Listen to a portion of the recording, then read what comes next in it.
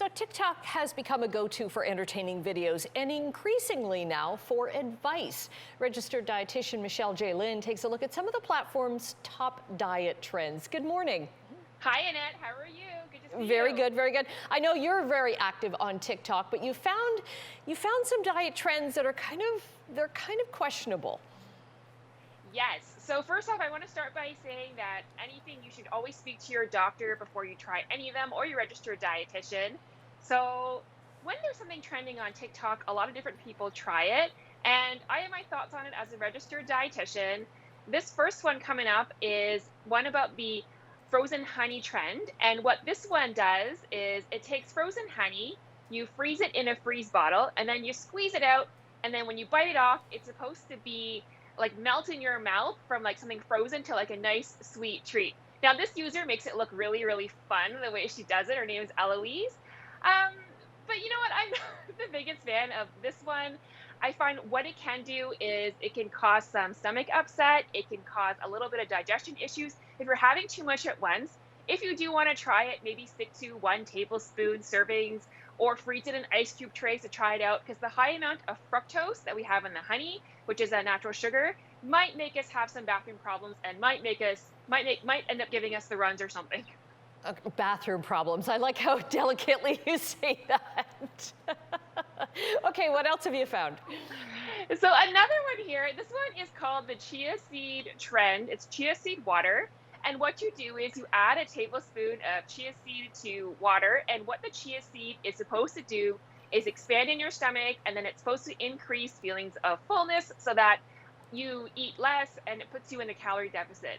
Now, this one, what I find interesting about it is I like how the chia seed adds extra fiber to meals, but what I don't like about this trend as a whole is that it you're ignoring your own internal hunger fullness cues. And when you are feeling hungry, you should have a snack or a meal or something instead of having something to curb that hunger.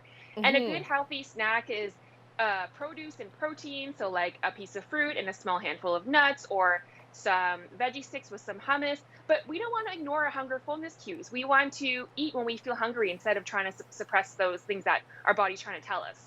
Right, and eat things that are good for your body, right? Yeah, absolutely. So, fruits, vegetables, whole grains. Like I said earlier, a good snack is something that's a whole grain, maybe whole grain crackers with cheese. Those are all great healthy snacks instead of just taking something that's going to curb your hunger. So, Right. Coffee has been touted as a big kind of a weight loss thing as well. But this next trend involves coffee, and is it protein powder? it is called hashtag Profi, and it is a coffee drink that mixes coffee with a protein drink. So in this one, they're using cold brew coffee, and they're using like a some sort of protein drink, and then added a flavored syrup, and then you sip it and you enjoy it. Now, this one I actually am more of a fan of because all it is a coffee flavored protein drink. And if you're somebody who reaches for that afternoon pick me up, and a lot of us do, we reach for that coffee in the afternoon, Yeah. having that added protein kind of gives us more sustainable energy. Now, if you are going to have it for breakfast, I would round it out with a bowl of oatmeal and some fruit to really balance it out and make it a meal. But that's how I feel about the hashtag Profi trend.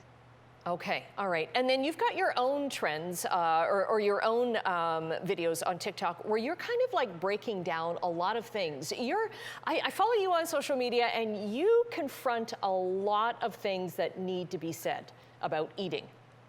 Yes. So I think it's really important to, whenever you're online, always think, are you following someone because they're an influencer with hundreds of thousands, if not millions of followers, or are you following someone that can actually give you credible information? Now, remember, it's information, not advice. Look for things like I'm a registered dietitian. You can follow me at Michelle Jalen RD on TikTok. But people like medical doctors, nurses, those are people who are there to provide you good, credible, evidence based information for you, and not some influencer who doesn't have that training and those credentials. And who may be sponsored by a food company, right, to promote a certain product.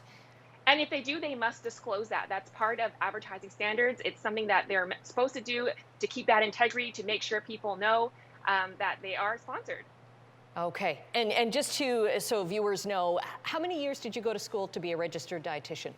Ooh, that's probably about 7 years, I think. Yeah. Yeah, it's a lot of training. It's a lot. A nutrition degree and internship and writing an exam and Ooh, it's a long process to become an RD. So Okay, so look for that designation then. Michelle, thanks for joining us today. And thank you so much for having me. we'll get all your info up at chch.com.